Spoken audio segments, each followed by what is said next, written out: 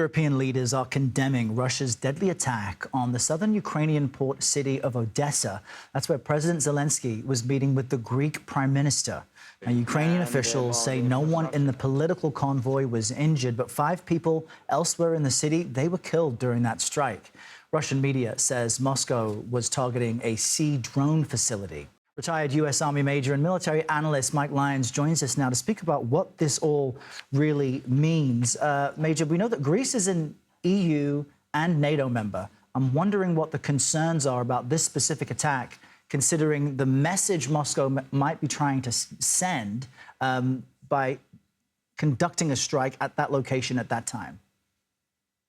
I'll take them on face value and say it was a military target they were going after, and it was a ballistic missile, so it wasn't necessarily targeted in that. A guided missile could have made it a lot more accurate, but they came very close to a NATO 5 issue or a Article 5 issue if you decide to take out a Greek leader or decide to try to assassinate the leader of Ukraine. So you bring all those factors into this. It was an unfortunate situation from Ukraine's perspective, but they're going to go after Odessa. That's the last major supply chain that exists for any kind of traffic into the Black Sea there. And I think that that's a military target from Russia's perspective, and just unlucky that they were in the same location. Now, I want to talk to you about this Lithuanian intelligence report. It's warning, in effect, that Russia, in fact, has enough resources to keep fighting in Ukraine for at least 2 more years. And we know that Ukraine continues to desperately plead for more aid, not just from European nations, but from the U.S. as well. That's held up in Congress. And Zelenskyy appointed a new head of the military recently. Can Ukraine realistically keep up the fight for 2 more years?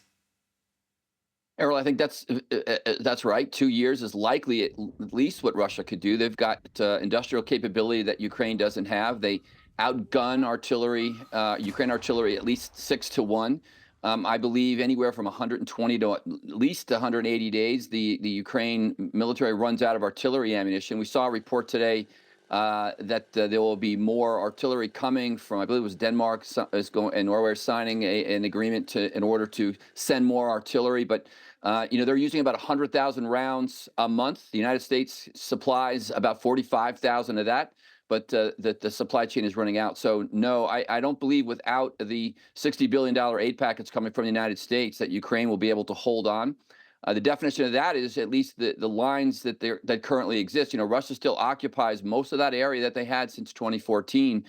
But what does the rest of that look like? Do they move on Kyiv? Do they move on further areas there? And that just remains to be seen. Well, Ukraine says it's planning more counteroffensive actions against Russia. Why is this moment so crucial?